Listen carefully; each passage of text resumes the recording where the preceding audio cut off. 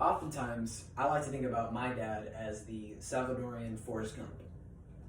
In one of the scenes, Forrest says, "Now, because I've been a football star, a war hero, a national celebrity, shrimp and boat captain." Now, my dad wasn't exactly a shrimp boat captain, but this highlights the fact that my dad has gone through a lot of things, just like Forrest Gump. Also, like Forrest Gump, they never forget what is important to them, and that is their loved ones, their friends, their family, all the people in their lives that they hold dear. They never forget them, and they always come back home.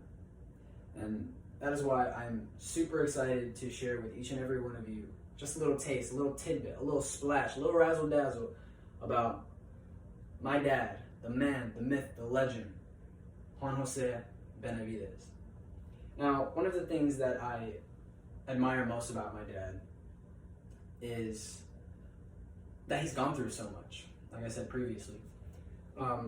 Having been born March 23rd, 1956, and around 1980s, Civil War was going on. In fact, novaonline.nvcc.edu, The El Salvadorian Civil War by Maureen Kane, states that the government-supported military targeted anyone they suspected of supporting social and economic reform.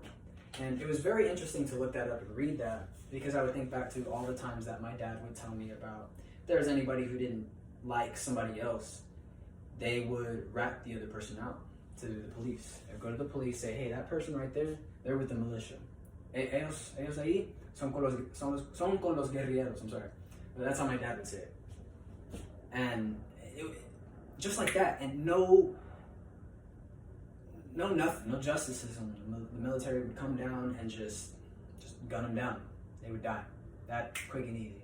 So the fact that my dad has lived through stuff like that, fearing, my sister possibly being raped, my brothers possibly getting shot, stolen, robbed, my dad having to go to school as a young chap, seeing people dead on the street, shot, starved, sliced, cut up, mutilated. It's just so fascinating, but also very, very, terrifying. I'm very sorry for my dad that he had to go through that. I'm sorry. But because my dad had gone through all that, he became sort of like a living callus. He's a very strong man. He is a very strong mentally and physically. He sticks to what he knows is true. And he doesn't question it. And that is something that I envy, and that's something that I strive to become. Actually, there's this country song by somebody named Rodney Atkins. It's called "Watching You." And it's from the point of view of a father speaking about, his son, how his son wants to be just like his father. So the song goes, he said, "I've been watching you, Dad. Ain't that cool? I'm your buckaroo. I want to be like you." And if I were to make a song for my dad, it would sound something like that, because I do want to be strong like my dad. I want to look like my dad even. Got the mustache, all I need is the glasses, the gold chain, wrinkles on the forehead, and the wife beater with the sweatpants and the pantuflas. I'll get there one day. But because my dad has this very callous mentality, raising his kids, for us, wasn't exactly the easiest. There would be times where we'd resent him. We'd be like, "Dad, what are you doing?" Like, it honestly feel like, dang, my dad sucks. But it wasn't until my graduation, my oldest brother, Robert, he wasn't going to come, which I had no problem with. I honestly didn't care.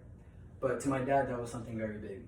And my dad told my brother that if he didn't show up, that he shouldn't bother showing up anywhere around the family. He was no longer invited to the house.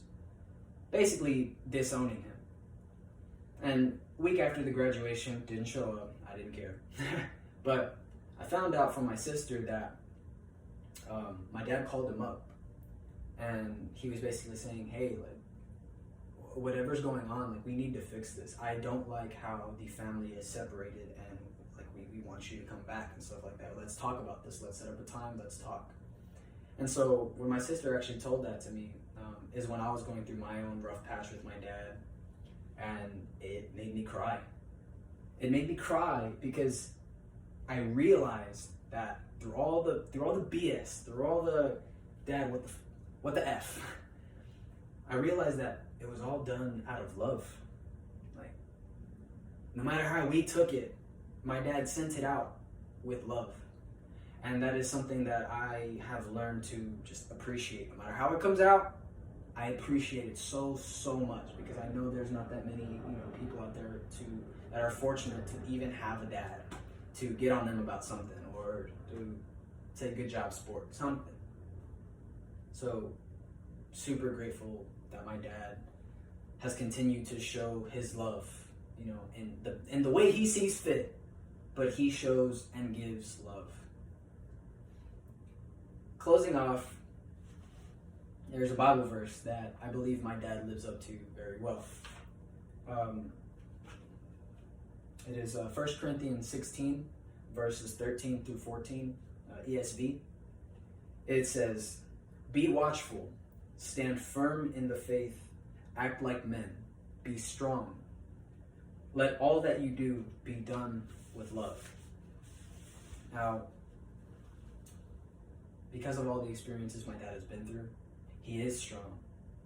And even with that strength, he doesn't abuse it. He does everything for us, for his children, with love. And it's something that I'm so blessed to say that I have. So I just want to say thank you for everybody to have listened. And if you haven't already, call up your pops, tell them you love them, give them a big hug, and thank you. Everybody have a great day.